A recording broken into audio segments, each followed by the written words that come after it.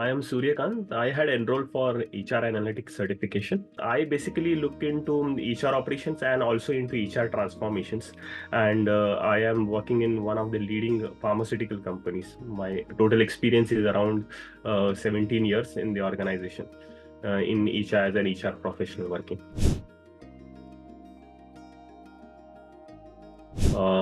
And it was an exciting journey.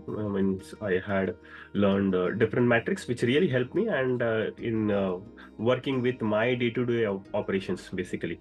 So I was able to use the operational data into some actionable data which helped me in the presenting before my leaderships. And we were able to achieve good improvements basically using some of my projects which I implemented was into trend exit analysis, which we did, some dashboards which we did, really helped organization to take some solid improvements. But I would like to thank CHRM for conducting such valuable courses, which really help us and to make us as a better HR professionals.